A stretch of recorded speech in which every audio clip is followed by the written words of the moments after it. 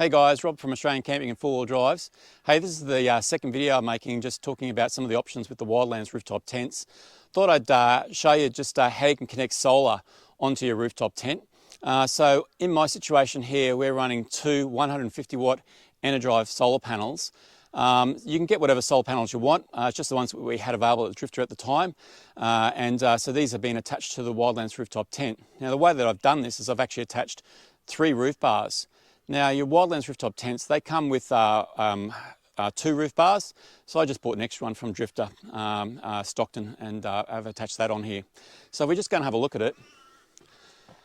Up the top up here, you'll see that I've got 2 solar panels mounted up there, and that provides me a total of 300 watts. And the way that I've done this is I've actually got them so that they're sunken in below the bars. So if you have a look at this, you'll see your roof bars sitting here. And just underneath here, if Steve can get this, just underneath there, you'll see it's riveted on. Now I'll put a screenshot up on the screen here for you. I've bought these brackets just from Bunnings. They're very inexpensive, and I spray painted them black. And then what I've done is I've actually just put the bolts straight through and attached it straight into the existing roof bar system. Now the advantage of using something like that is that your solar panels aren't screwed in through your roof. Now I see a lot of people out there and they're actually attaching them to the roof. That's fine and dandy, but if anything goes wrong with your solar panel, you've got holes in your roof. So I didn't really like that idea myself. So what I decided to do instead was use the existing roof bars. That way later on, if I need to take the solar panel off, I can, and I haven't damaged the rooftop tent. So there's definite advantage in doing that. The other advantage in the way that I've done it is I've actually got my bars sitting up higher, and I've sunken my solar panels down a little bit lower. Now the advantage of doing something like that is that you can still use your roof bars to attach items up there.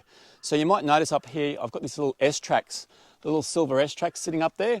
Now what they do is they actually allow you to attach items onto your roof bars. So you can get little clamps actually clip into it, and it'll lock it on so that when you're tying stuff down, it doesn't move on the roof. So that's another advantage as well. The third reason I've done that is because you'll notice underneath the roof, underneath the actual solar panel, there's an air gap under it as well. Now that air gap allows the solar panels to stay cool. So when they're actually operating out in the sun, all that, your solar panels actually are affected by heat, and they can actually affect the performance of your solar panels. So by having it up and having that air gap underneath it, it helps minimize that issue and keeps your solar panels functioning really well.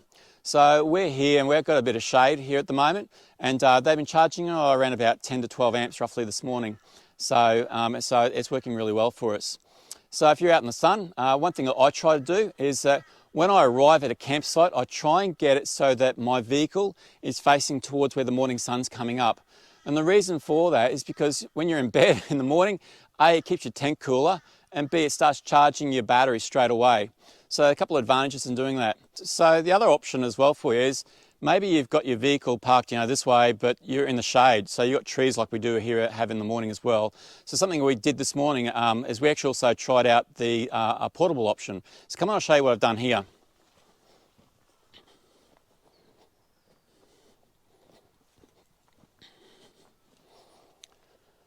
So this cable here is actually normally Velcroed on. We have a Velcro tie here which we normally use. And all I've done is I actually attached my the external solar panel straight into this port. And that way I can move my solar panels around. You can move them around wherever you want. So if I want to have my solar panels off in the sun over here but have my vehicle in the shade still, you can do that as well. So that's another option for you. And all that actually is done is just via a splitter. So I've got my solar panels coming in and I'm running off a splitter, and the splitter comes off and goes over to this side as well. So what I can do then is I can get my other solar panels, plug them in, and have them charge up again this morning. So fortunately Steve bought his panels this morning and we plugged them in and gave it a go, and it worked fantastic. We were getting around about 8 amps I think roughly out of them, so that worked really well for us at that particular point in time as well. So I hope this helps you guys out, and yeah, we'll talk to you again next episode.